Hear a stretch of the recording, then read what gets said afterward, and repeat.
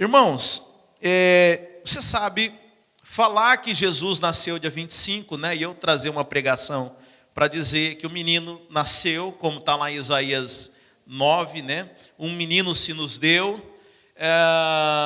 Eu vou deixar essa pregação para as tias lá do Kids.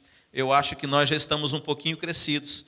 E talvez esteja na hora da gente se aprofundar um pouco mais a respeito do nascimento de Jesus. Aliás, falar que Jesus nasceu até o ímpio conhece. Se você for em qualquer lugar hoje, em qualquer shopping center, né, vai ter uma decoração, uma manjedoura e o menino Jesus, o menino Jesus. Aliás, muitas igrejas nessa época do ano, né, fazem teatro, né, fazem aquelas peças bonitinhas, né, para dizer que o menino nasceu. Mas veja, essa não é a mensagem do Evangelho. O menino nasceu, mas o menino ele tem um propósito. O menino nasceu com um porquê, e é disso que eu queria falar com você nessa manhã. Eu creio que a mensagem de que o menino nasceu, todo mundo já sabe. Mas o que o mundo precisa conhecer é por que o menino nasceu. Você sabe que crer em Jesus Cristo, muitas pessoas creem. Você vai, por exemplo, no Espiritismo, existe até um evangelho, né? Segundo Allan Kardec. Se você vai em religiões, no Baixo Espiritismo, na Umbanda, que todos acreditam em Jesus. Se você pergunta para um muçulmano, ele acredita em Jesus também. Se você vai para um historiador, ele vai acreditar em Jesus. Se você vai em muitas igrejas de cristãs, obviamente, elas acreditam em Jesus. Sabe, mas o que importa não é acreditar em Jesus, mas é no que você acredita em Jesus. A maneira como você acredita em Jesus. Você sabe, para o muçulmano, eles acreditam em Jesus, mas acreditam que Jesus foi apenas um profeta a mais. Tem muita gente que acredita em Jesus como aquele jovem rico que a Bíblia narra, mas que via Jesus apenas como um mestre, né? E o jovem rico chega para Jesus e fala assim, bom mestre.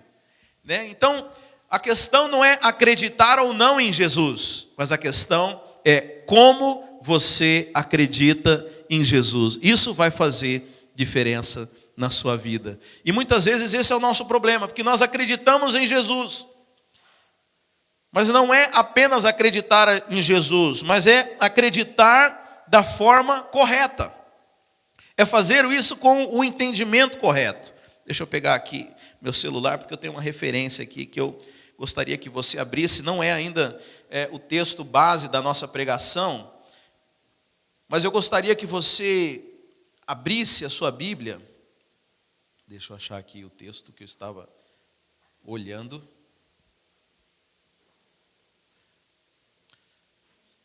A Bíblia diz o seguinte, irmãos, que nós vamos reinar com Cristo. Olha o que diz aqui, Romanos 5:17, se você quiser acompanhar. Eu recomendo você gravar isso, você marcar no seu celular, na sua Bíblia, que é um texto muito importante. Diz assim, pois se pela transgressão de um só homem a morte reinou por meio deste, muito mais os que recebem da transbordante provisão da graça e o dom da justiça reinarão em vida por intermédio de um único homem, Jesus Cristo. Sabe de que tanto que você acredita na Bíblia? Você acredita na Bíblia por inteiro? Ou você acha que algumas coisas são literais, algumas coisas são alegoria? Você sabe, eu acredito na Bíblia, como se diz no direito, ipsis literis, exatamente o que está escrito. Sabe, aqui fala que nós, pela graça que recebemos de Jesus, vamos reinar em vida, por intermédio de Cristo Jesus. Agora pergunta para quem está do seu lado, você reina? Você reina já? Você já está reinando em vida? Você sabe, isso fala então que existe um padrão, e deixa eu dizer para você também, deixa eu já confessar que eu sou pecador também, eu ainda não reino na medida que eu entendo que a palavra de Deus diz aqui. Sabe, então há um conhecimento de Jesus que uma revelação, uma medida de revelação e uma promessa bíblica, que se você entender a graça, que fala daqueles que receberam da provisão da graça, você irá reinar em vida por meio de Cristo Jesus. Então não basta apenas acreditar em Jesus, acreditar que Jesus veio, acreditar que Jesus nasceu. Deixa eu falar, isso todo ímpio acredita. O que vai fazer diferença na sua vida é você entender o que Jesus veio fazer, entender o propósito de Cristo, entender o que Jesus veio fazer e o que Ele opera na sua vida. À medida que você tem esse entendimento, isso vai transformar a sua história. A Bíblia fala, não diz nada mais, nada menos do que você vai reinar em vida à medida que você tiver entendimento disso. Isso fala reinar sobre as circunstâncias. Você sabe, muitas vezes nós nos deixamos ser conduzidos pelas circunstâncias, mas você vai reinar sobre as circunstâncias. Você vai reinar sobre as enfermidades, você vai reinar sobre toda a provisão de recursos, você vai reinar sobre todas as coisas em vida. Sabe, muitas vezes nós estamos esperando a gente morrer e chegar lá no céu para as coisas acontecer. Aliás, essa era aquilo que eu acreditava quando eu era novo. Porque eu lia na Bíblia as coisas e eu cria já que a palavra de Deus é a verdade. Mas eu olhava à minha volta as pessoas e parecia tão distante aquilo que a Bíblia falava e aquilo que as pessoas viviam e praticavam. E eu fui obrigado a acreditar que tudo que estava na Bíblia era para depois que eu morresse. Aí lá o negócio vai acontecer de verdade. Mas por enquanto aqui, cada um por si e Deus por todos. Esse negócio de cura deve acontecer, mas é só lá no céu. Ou esse negócio aqui de provisão vai acontecer lá no céu. Isso aqui não é para hoje. Por quê, irmãos? Porque as pessoas que eu vi, elas não viviam a realidade da Bíblia. Eu vivia numa igreja onde as pessoas sentavam-se aqui no domingo e escutavam a palavra e iam viver suas vidas desconsiderando a realidade do Espírito. Sabe, então eu falava, não, então isso aqui só pode acontecer quando for lá no céu. Mas o Espírito Santo tem ministrado algo muito sério no meu coração. O Espírito Santo diz o seguinte: você só vai ter no céu aquilo que você já tem aqui. Se você for olhar em Apocalipse, toda recompensa já é dada para quem já tem a realidade aqui na terra. Só é coluna lá no céu quem já é coluna da igreja aqui na terra. Só reina lá no céu quem já reina com Cristo aqui na terra. Só é justo lá no céu quem entendeu a justiça aqui na terra. Só vai ser vencedor lá no céu quem já é vencedor aqui na terra. Irmãos, existe um propósito para esse tempo aqui na terra.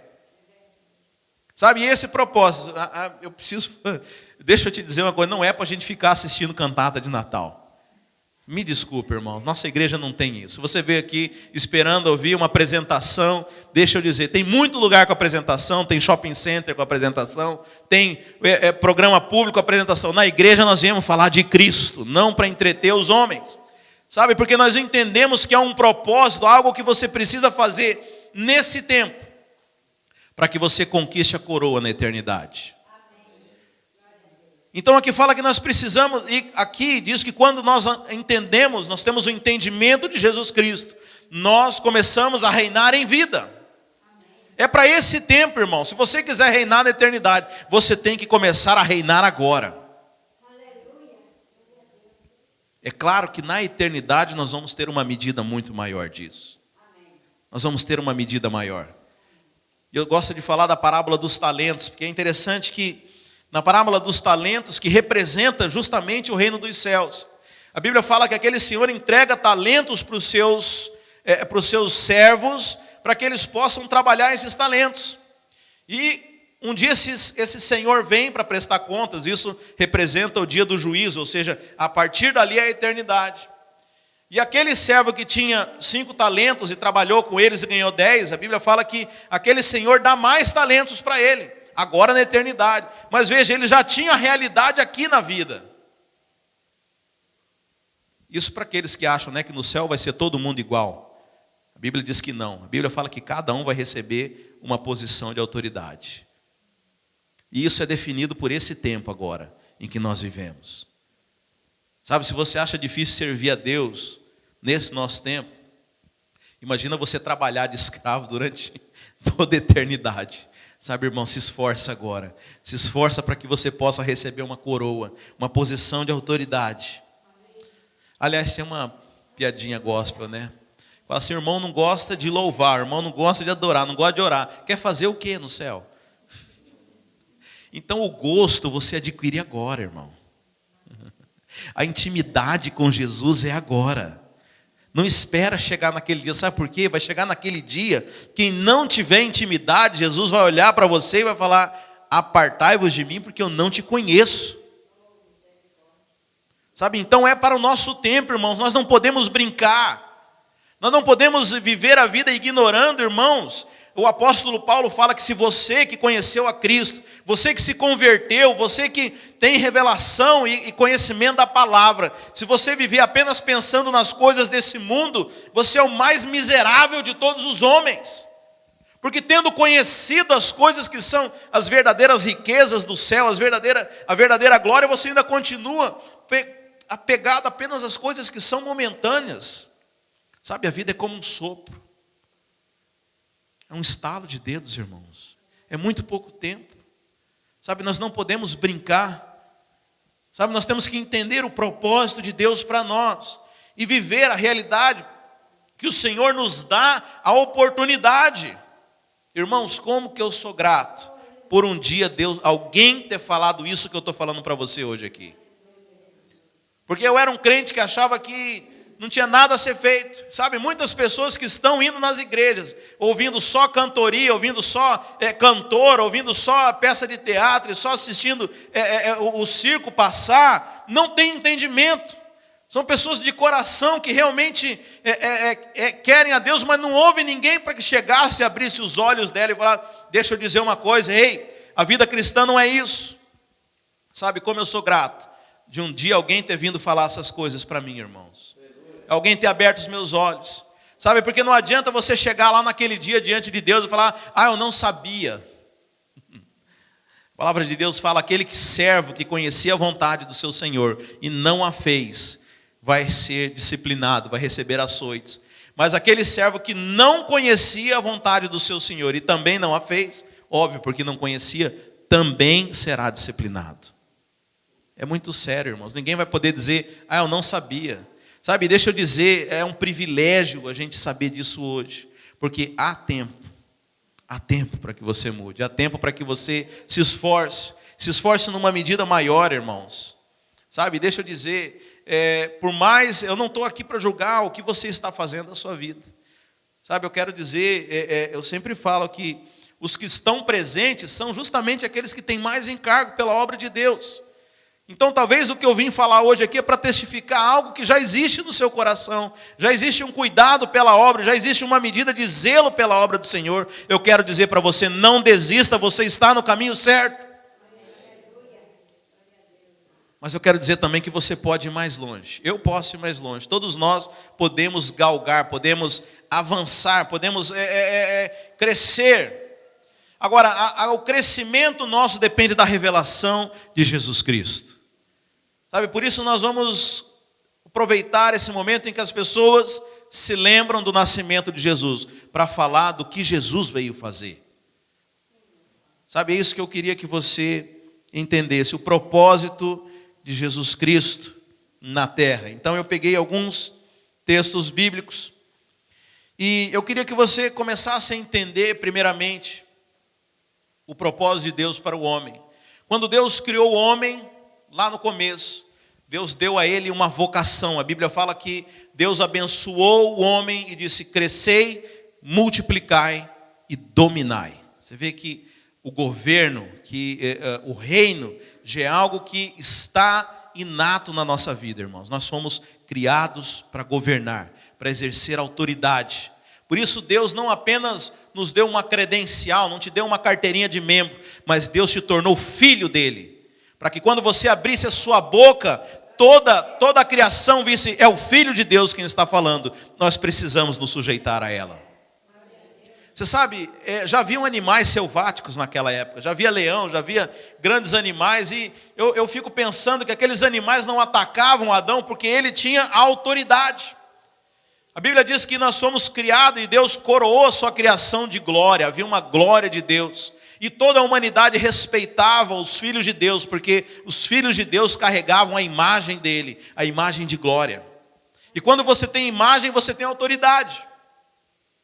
É como um policial na rua. Ele pode ser um policial, mas se ele não estiver com a imagem de policial, se ele estiver vestido à paisana, ninguém vai respeitar. Agora, se ele estiver de uniforme e ele for para o meio da rua e levantar a sua mão, todos os carros vão parar, porque imagem está relacionado com autoridade. Por isso o Senhor, Ele nos deu a sua imagem. Agora, o homem, quando ele peca, a Bíblia fala que ele perde a imagem. A Bíblia fala que todos pecaram e destituídos da glória de Deus foram. Portanto, agora o homem ele está debaixo de um jugo, debaixo de uma escravidão do pecado. E ele não pode mais cumprir o propósito de Deus. Então a Bíblia fala que, naquele mesmo momento que o homem pecou, Deus libera uma palavra. Lá em Gênesis 3, a Bíblia diz que Deus fala à serpente: hoje você feriu o calcanhar do homem, mas da semente da mulher vai vir aquele que vai pisar na sua cabeça. Isso que você fez tem dias contados. Sabe, isso que você fez hoje com o homem, hoje você pode ter enganado momentaneamente, mas tem dias contados. Eu quero dizer que toda cilada do inimigo tem dia contado, irmãos. Não há mentira que prevaleça. Às vezes o diabo pode ferir o nosso calcanhar. Sabe, às vezes o diabo pode fazer coisas que momentaneamente nos fazem tropeçar, mas os dias dele estão contados na nossa vida. Sabe, parece que Deus foi pego de surpresa, não, mas naquele momento ele já havia profetizado. Mas a partir dali o homem, ele se torna impuro, ele se torna pecaminoso. E é interessante que o pecado de Adão, ele traz uma consequência. Esse texto que nós acabamos de ler aqui, em Romanos 5,17, fala o seguinte: pois se pela transgressão de um só, ou seja, pelo pecado de Adão, pela transgressão de um só homem, a morte reinou por meio deste. Você sabe, você não é pecador pelo que você faz. Você é pecador por natureza. O salmista Davi falou o seguinte: em pecado eu nasci, em pecado eu fui concebido. Sabe, nós não somos pecadores porque nós cometemos pecado. Nós somos pecadores porque o nosso pai, Adão, nosso pai carnal, e todo homem descendeu de Adão, cometeu um pecado. E o pecado foi introjetado dentro do homem. E nós nascemos pecadores. Você não fez nada. É bem verdade que nós cometemos pecado, é ou não é, irmãos? Mas você sabe, você está apenas manifestando a sua natureza pecaminosa. Você não passa a ser pecador o dia que você comete pecado. O dia que você comete pecado, você apenas manifestou exteriormente aquilo que você já é. Eu gosto de pegar um exemplo de uma laranjeira. Você planta o pé de laranja e vamos supor que já está aquela pequena árvorezinha com as suas folhinhas. Ela não deu fruto nenhum, mas você já sabe que é uma laranjeira. Então, da mesma forma, o nosso pecado não tem nada a ver com o que nós fazemos. Ai, ai, ai. Mas eu aprendi diferente, né? Aprendi que são as coisas que eu faço que me tornam pecador. Mas não é o que a Bíblia diz. Você entendeu o texto aqui? Romanos 5,17 é muito claro. Pela transgressão de um só homem, a morte reinou por meio deste. Ou seja, por causa de Adão, ele abriu a porta do pecado para a humanidade. Então nós todos carregamos a semente do pecado. Sabe, e por causa disso, irmãos, a Bíblia fala que todo judeu, todo povo hebreu, todo ano precisava oferecer um sacrifício a Deus. Até hoje, aqueles que não creem em Jesus Cristo, eles têm o dia do Yom Kippur, onde cada família leva um cordeiro diante do sacerdote, e esse sacerdote sacrifica esse cordeiro para que os pecados daquela família sejam perdoados por um ano, até o ano seguinte. Entenderam? Agora, a Bíblia diz que aquele cordeiro tinha que ter alguns requisitos, né? Tinha que ser um cordeiro novo, não podia ter defeito nenhum, tem que ser um cordeiro perfeito. Então, cada família, uma vez por ano, leva esse cordeiro diante do sacerdote. O O sacerdote vai lá e faz um sacrifício a Deus, para que os pecados daquela família sejam perdoados por 1 ano. Eu queria que vocês entendessem muito bem esse símbolo, porque é a chave do que nós vamos falar aqui nessa manhã. Valdeci, me ajuda aqui, por favor. Valdeci vai ser o sacerdote. Fica aqui do meu lado. Luiz, você que deu amém, vem cá.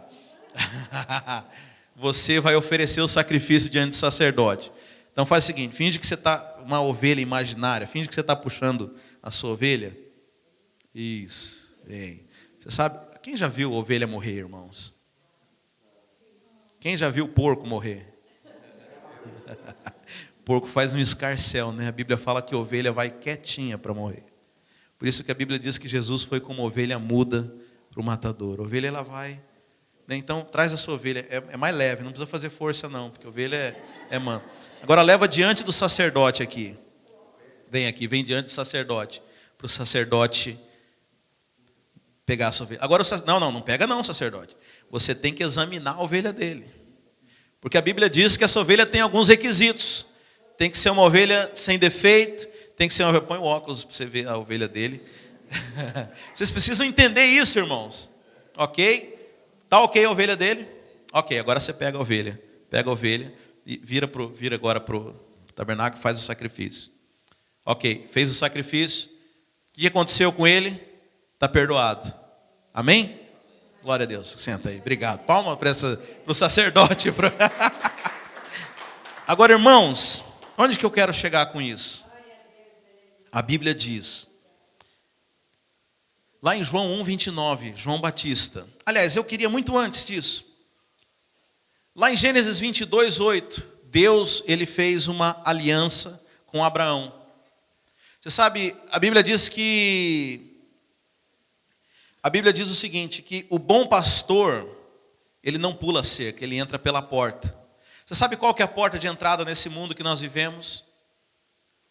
Nascimento natural. Mais do que isso, a Bíblia fala que Deus havia dado a terra ao homem. Então, para que Deus cumprisse o plano dele, ele precisava da autorização de um homem. Então, Deus vai lá e faz uma aliança com Abraão. E todos conhecem provavelmente essa história de Isaac. A Bíblia, um dia, Deus promete Isaac para Abraão e pede para que Abraão sacrificasse Isaac. Quem conhece essa história?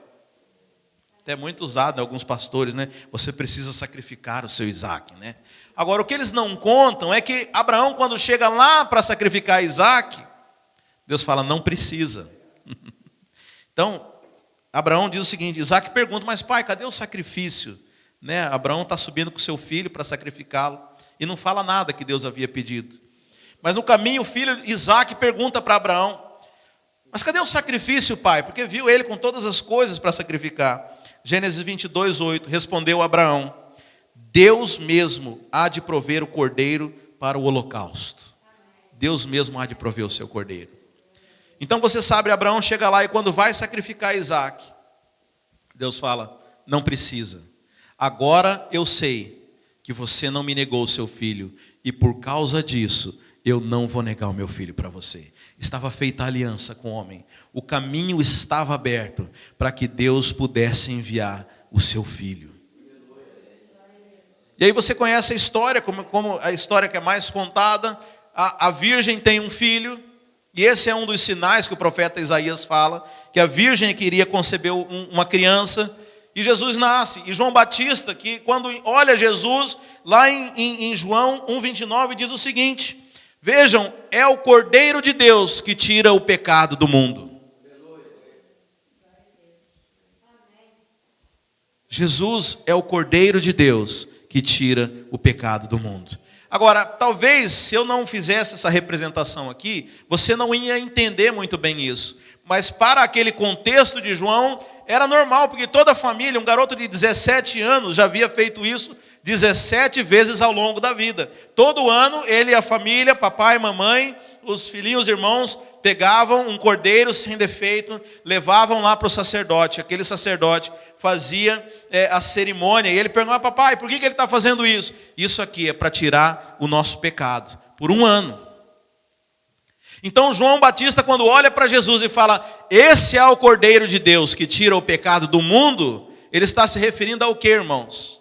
Está se referindo a essa cerimônia que o judeu fazia todos os anos no Yom Kippur, onde eles levavam, cada família levava um cordeiro, e aquele sacerdote fazia aquele sacrifício para que ela fosse perdoada por um ano. Agora João Batista está dizendo que Deus agora tem um cordeiro, e que esse cordeiro, esse sacrifício, não é para tirar o pecado de Deus, é para tirar o pecado do mundo inteiro. Então esse é o propósito de Deus. Quando Jesus vem para ser sacrificado, para que ele possa tirar o pecado do mundo. Aliás, uma das coisas que o anjo fala para Maria, qual que é? O nome dele será Jesus, e ele irá tirar o pecado do povo. Então o propósito de Jesus é ser esse cordeiro que é levado diante do sacerdote, para que o povo possa ser purificado. Aguenta aí, nós estamos só começando a revelação disso. Agora eu quero entrar então no texto. Eu precisava te explicar todos esses elementos para que você possa entender o texto que nós vamos ler agora, que está em Hebreus 10. Quem quiser abrir, agora sim nós vamos estudar. Porque se eu não explico para você esse contexto antes, você não vai entender quase nada do que o autor de Hebreus está falando aqui.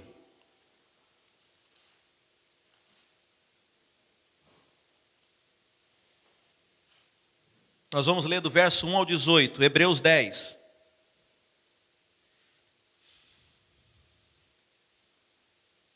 Guarda essas figuras que eu exemplifiquei aqui, para você conseguir entender esse texto. Ora, visto que a lei tem sombra dos bens vindouros, não a imagem real das coisas, nunca jamais pode tornar perfeito os ofertantes, com os mesmos sacrifícios que ano após ano, perpetuamente, eles oferecem. Doutra sorte, não teriam cessado de ser oferecidos, porquanto os que prestam culto, tendo sido purificados uma vez por todas, não mais teriam consciências de pecados. Aqui está dizendo o seguinte, que esses sacrifícios que eram oferecidos no templo, todos os anos, eles não eram sacrifícios perfeitos, porque se o sacrifício fosse perfeito, eles iam oferecer o sacrifício pelo pecado e estariam purificados para sempre. Não teria que estar lá ano seguinte. Então aqui está dizendo que esse sacrifício não era suficiente, não era perfeito, porque no ano seguinte a família tinha que ir lá novamente oferecer um sacrifício. Agora no 3. Entretanto, nesses sacrifícios faz-se recordação de pecados todos os anos. Aliás, o Yom Kippur era o dia onde as pessoas lembravam dos seus pecados. Porque é impossível que o sangue de touros e de bodes remova pecados. Então o que acontecia, irmãos? O sangue desses animais apenas encobria pecados. Você entendeu? Você sabe, no Velho Testamento a presença de Deus era simbolizada pela Arca da Aliança. E o sangue, e dentro da arca haviam 3 elementos que representam o pecado: o maná, a vara de Arão e as tábuas da lei. As tábuas da lei representando pecado contra as leis do Senhor, o maná representando o pecado contra a provisão do Senhor, e a vara de Arão representando o pecado contra a autoridade de Deus.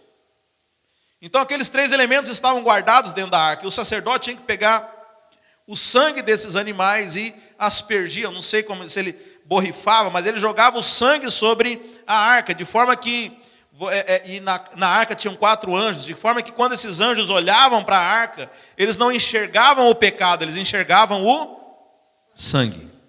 Entendeu? Agora eu imagino que em um ano, talvez esse sangue, ele fosse empedrando, ou de alguma forma fosse descascando, ele ia saindo. E aí era preciso colocar sangue de novo para encobrir, porque eles não removiam pecados, eles apenas encobriam. É o que está dizendo aqui no verso 4. Porque é impossível que o sangue de touros e bodes remova pecados. Ele apenas esconde, ele apenas encobre. Isso é como Adão e Eva, quando descobriram que estavam nus, eles foram lá e fizeram roupas para eles, roupas de folhas, e depois Deus vai lá e faz roupas de pele. Veja, eles não deixaram, aquilo apenas encobriu o pecado, encobriu a nudez deles. Mas olha no 5. Por isso, ao entrar no mundo, agora está falando de quem que entrou no mundo, irmãos? Jesus Cristo. Aqui está falando do nascimento de Jesus. Por isso que Deus, o sangue de animais não podia tirar o nosso pecado, irmãos. O sangue de animais apenas encobria por um curto período de tempo. Por isso o Senhor precisou enviar a si próprio o seu Filho ao mundo. Então diz assim no 5, por isso ao entrar no mundo, diz, sacrifício e oferta não quisestes, antes um corpo me formaste. Deus enviou Jesus Cristo em corpo, porque os sacrifícios que eram feitos não eram suficientes, porque ele não quis, a Bíblia aqui diz que sacrifício e oferta Deus não quis, mas um corpo ele formou para Cristo. No 6, não te deleitaste com holocaustos e ofertas pelo pecado. Então eu disse, eis aqui estou, para fazer, ó Deus, a tua vontade. Depois de dizer, como acima, sacrifícios e oferta não quiseste, nem holocaustos e oblações pelo pecado, nem com isto te deleitaste. Então acrescentou, aqui estou para fazer, ó Deus, a tua vontade. Remove o primeiro para estabelecer o segundo. Aqui está falando da aliança. Nessa vontade é que temos sido santificados, mediante a oferta do corpo de Jesus Cristo, uma vez por todas. Você já parou para se perguntar por que nós não fazemos mais oferta de animais? Porque hoje o Senhor mesmo proveu para si um cordeiro, para que não apenas agora encobrisse os nossos pecados, mas para que removesse de uma vez por todas. Porque o sangue de animais não foi suficiente. O sangue de animais Deus não se agradou deles, falou, isso aqui é insuficiente para poder remover os pecados. O máximo que pode fazer é encobrir. Por isso Deus proveu um corpo para Jesus Cristo, para que esse corpo fosse entregue como sacrifício e removesse de nós os nossos pecados. Ora, todo sacerdote se apresenta dia após dia a exercer o serviço sagrado e a oferecer muitas vezes os mesmos sacrifícios que nunca, jamais podem remover pecados. Está falando do sacerdote oferecendo sangue de animais. Todos os dias aparece alguém lá e o sacerdote oferece, mas aqui diz que ele nunca, jamais pode remover pecados. Jesus, porém, tendo oferecido para sempre um único sacrifício pelos pecados, assentou-se à destra de Deus. Então Jesus veio para ser o Cordeiro de Deus, para poder ser oferecido como um sacrifício por nós, para que pudesse remover os nossos pecados. Aguardando daí em diante até que os seus inimigos sejam postos por estrados dos seus pés, porque com uma única oferta aperfeiçoou para sempre quantos estão sendo santificados. Presta atenção nisso, irmãos. A oferta de Jesus, porque uma única oferta aperfeiçoou para sempre quantos estão sendo santificados. E disso nos dá testemunho também o Espírito Santo. Porquanto, após ter dito, essa é a aliança que farei com eles, depois daqueles dias, diz o Senhor. Porém no seu coração as minhas leis, e sobre a sua mente as inscreverei. E acrescenta, também de nenhum modo me lembrarei dos seus pecados e das suas iniquidades para sempre. Ora, onde há remissão destes, já não há oferta pelo pecado. Você sabe, irmãos, esse é o entendimento que a igreja do Senhor precisa ter. Sabe, o entendimento não é que Jesus veio, não é que Jesus levou uma vida santa, sabe, tudo isso é importante, mas nós temos que entender o propósito de Jesus. Jesus veio para remover o pecado, e a Bíblia fala aqui, no verso 17, de nenhum modo me lembrarei dos seus pecados e das suas iniquidades. Sabe, Jesus Cristo veio para ser a nossa oferta pelos pecados. Mais do que isso, Jesus, quando remove o nosso pecado, Ele nos dá o dom da justiça. Nós passamos a nos tornar justos. Lembra quando,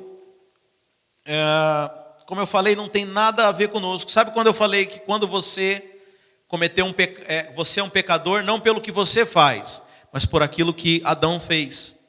Sabe, eu quero dizer hoje que você também foi justificado, não por causa do que você faz, mas por causa do que Jesus Cristo fez. Sabe onde? Isso podia merecer um amém mais forte, né? Deixa eu ler então esse verso aqui. 2 Coríntios 5, 21, irmãos, diz assim: Deus, você sabe, Jesus nunca teve pecado, irmãos. Porque o requisito era que o cordeiro fosse sem mácula, sem pecado, sem defeito nenhum. Então 2 Coríntios 5, 21 diz o seguinte: que Deus tornou pecado por nós aquele que não tinha pecado. Você entendeu? Jesus não tinha pecado, mas Deus tornou ele pecado por nós. Mas como alguém que nunca pecou pode se tornar pecado, irmãos? É possível para Deus isso? Tirar o nosso pecado e colocar em Jesus, quantos creem nisso? Isso aí, todo mundo que aceitou Jesus acreditou. Lembra a oraçãozinha que você fez? Que te contaram que Jesus pagou na cruz pelos seus pecados? Bem, essa é uma parte. Isso aí, preste atenção, irmãos, que nós estamos agora no ponto crucial da nossa palavra. Para que você se convertesse, para que você pudesse entrar no céu, você teve que acreditar que Deus tirou o seu pecado e colocou em Jesus Cristo, para que Ele morresse no seu lugar lá na cruz. Isso todos têm entendimento. Agora, o que vai garantir a você reinar em vida é a segunda parte desse verso aqui. 2 Coríntios 5, 21.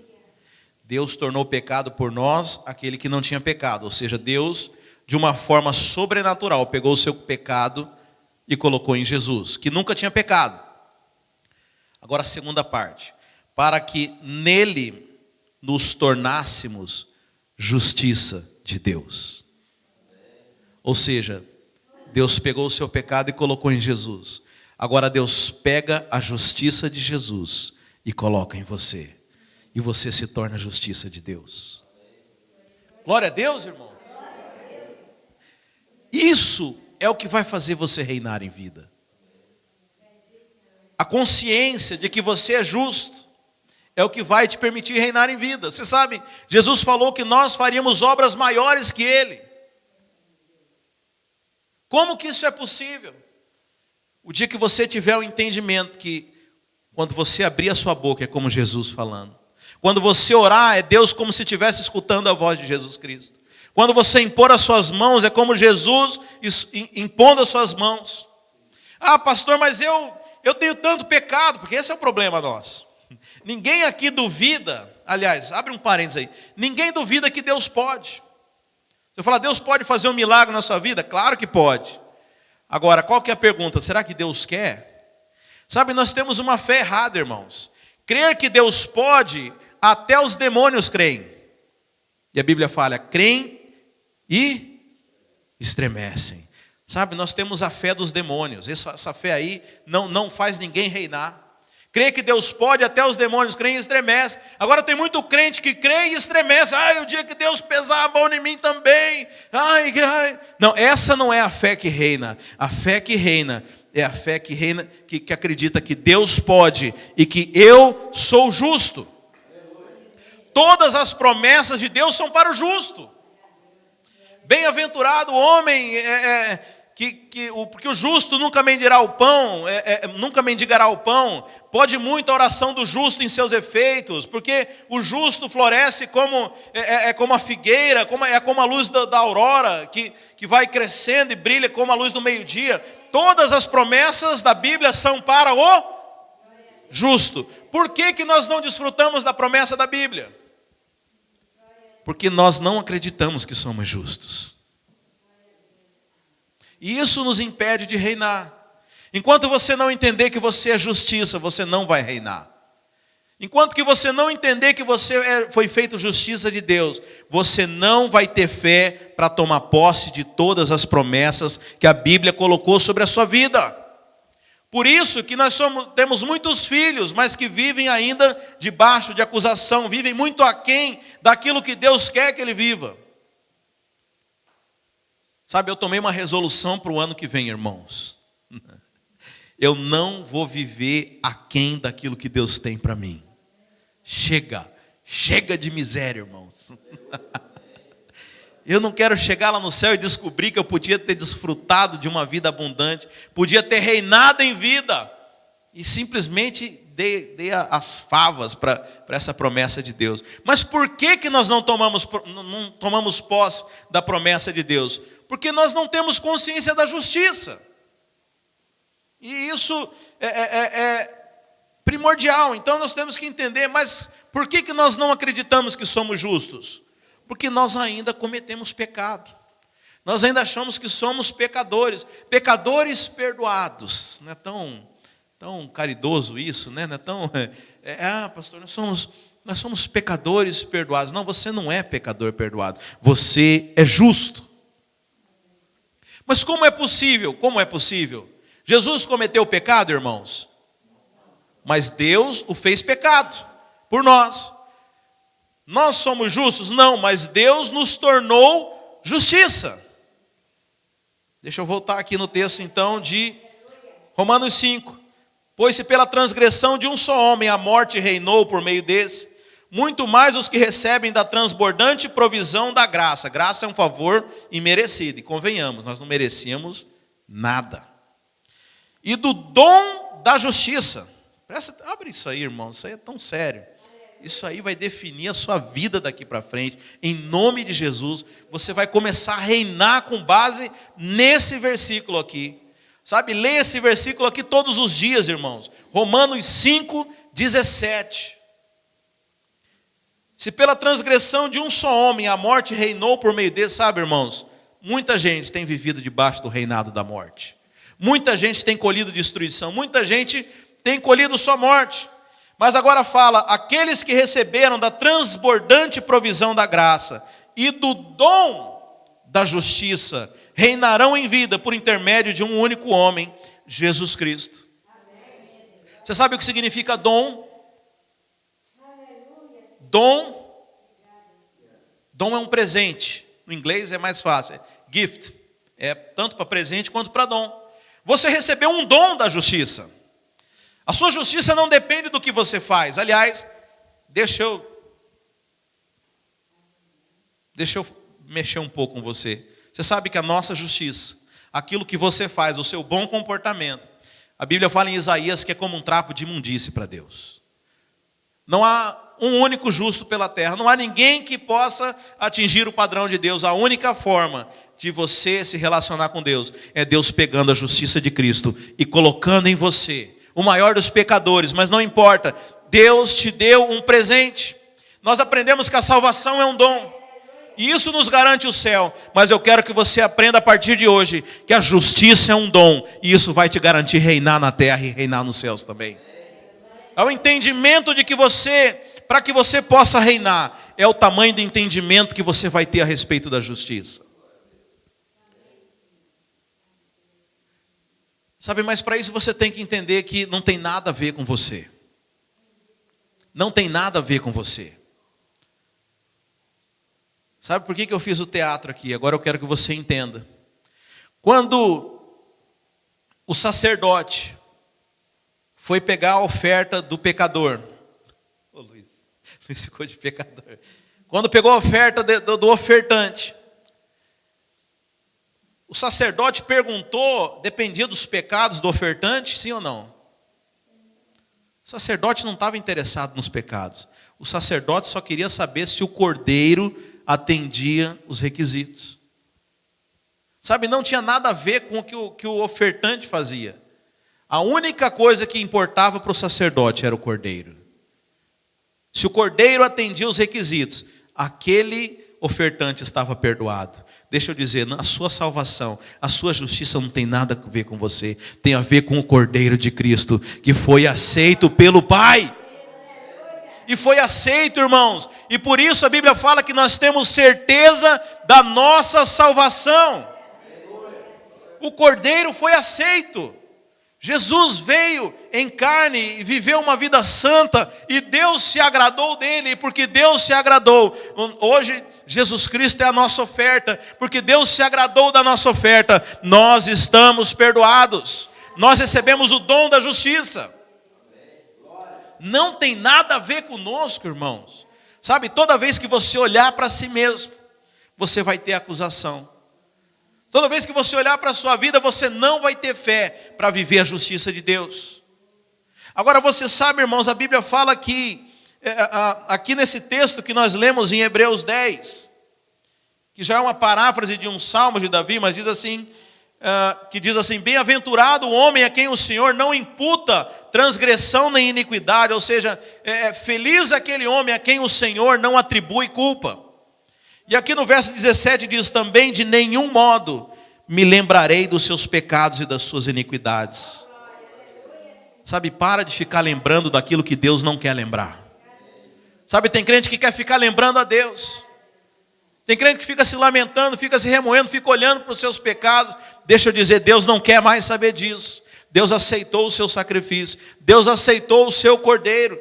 E o seu cordeiro não encobriu os seus pecados. O seu cordeiro removeu os seus pecados. A Bíblia fala que todo inscrito de dívida foi pregado na cruz. Você sabe, o pecado ele é uma dívida com Deus. Todas as vezes que nós pecamos, e se você olhar na lei, para todo pecado havia uma punição. O pecado é uma dívida, e como eu imagino que lá no céu deveriam haver anjos que vinham anotando a nossa dívida. Fulano fez isso, anota aqui na dívida dele, foi na dívida. Mas a Bíblia fala que Jesus Cristo, quando foi morto, foi pregado junto com ele na cruz, o nosso inscrito de dívida. Foi tirada aquela página daquele livro, com todos os nossos pecados, e foi colocado na cruz. E Jesus Cristo pagou a sua dívida. Mais uma vez, talvez você já tenha entendido isso no dia que você se converteu, né? Que você fez aquela oração, Senhor, perdoa todos os meus pecados, e está tudo apagado. Mas daqui para frente, é eu por mim mesmo. Mas deixa eu dizer, Jesus já morreu até pelos pecados que você não cometeu ainda. Será? Jesus, quando morreu, há quase 2000 anos atrás, você já era nascido? Mas ele morreu pelos seus pecados, não? Veja, Deus, ele, de uma forma sobrenatural e onisciente, ele pegou os pecados que você ia cometer em toda a sua vida e colocou na cruz de Cristo já. Até os que você não sabe que vai cometer, até os que você nem sabe que cometeu, todos os seus pecados já foram pagos. Sabe, e uma dívida, quando está paga, ela não pode ser cobrada de novo. Sabe, mas isso ainda é o pecador perdoado. Jesus é mais do que isso. A Bíblia fala que Deus pega a justiça de Cristo e coloca em você. Sabe, é essa consciência que nos irá permitir reinar em vida. Sabe, nós temos que pedir revelação a respeito disso. É isso que vai te garantir a abundância. É o dom da justiça. Quando você entender que você recebeu justiça. Você sabe, os céus, eles não vão ser povoados por pecadores perdoados. Só pode entrar no céu aquele que é justo. Sabe, mas eu quero dizer que você é justo. Sabe, isso não tem nada a ver com você. Não tem nada a ver com você. Da mesma forma que pecar não tinha nada a ver com você, você nasceu pecador e você comete pecado porque você nasceu pecador. O pecado está dentro de você. Hoje você recebeu a justiça de Deus. E cedo ou tarde você vai manifestar a justiça de Deus. Você sabe, quando eu prego isso, as pessoas falam assim, pastor, mas aí você está falando isso, as pessoas vão viver agora pecando, porque isso não depende delas. Não, se você recebeu justiça, você vai manifestar a justiça. É um fruto. Talvez você seja uma árvorezinha bem pequenininha, não tenha dado fruto nenhum. Mas cedo ou tarde você vai manifestar o fruto da justiça que foi colocado em você. Você sabe, a Bíblia fala que nós éramos uma figueira braba que foi enxertada na videira. Às vezes ainda os frutos que nós damos ainda são frutos de pecado, mas agora corre uma seiva diferente em nós. Agora corre a justiça de Cristo. É uma questão de tempo até você começar a manifestar os atos de justiça. Mas você precisa tomar posse pela fé dessa palavra. Como eu disse, todas as promessas do Novo Testamento são para o justo. Aliás, não só no Novo, todas as promessas na Bíblia são para o justo. Sabe, você só vai poder desfrutar delas quando você entender que você é justo. Independente de você, irmãos, quando eu sei que o que mina a nossa fé é quando nós olhamos para nós mesmos. Sabe, mas eu quero dizer que a sua justiça não depende de você. Sabe, se a sua justiça dependesse de você, nós não teríamos chance nenhuma diante de Deus. Tudo depende de Cristo. A Bíblia fala que da mesma forma que Deus pegou o seu pecado e colocou em Cristo, Deus pegou a justiça de Cristo e colocou em você. Você recebeu um dom. Sabe, esse menino que nasceu, ele veio para te dar um presente. Ele cumpriu a lei, aquilo que homem nenhum dava conta de fazer. E tudo aquilo, toda a herança dele, ele colocou em você, ele deu para você. Sabe, é pelo conhecimento da justiça de Cristo que nós iremos reinar em vida. Sabe, foi para isso que nós somos criados, irmãos. Desde a criação, o propósito de Deus para o homem é para que nós reinássemos. E por causa de Cristo Jesus, hoje nós podemos fazer isso. Sabe, eu oro a Deus para que você tenha revelação. Você sabe, irmãos, não é algo simples. Se fosse algo simples, nós já estaríamos vendo pessoas fazendo obras maiores que Jesus. É algo que o diabo luta dia e noite para semear dúvida, semear acusação. Sabe, por isso nós temos que lembrar dessas verdades todos os dias, para que nós possamos viver como justos sobre essa terra. Amém, meus irmãos? Fica de pé, vamos orar ao Senhor.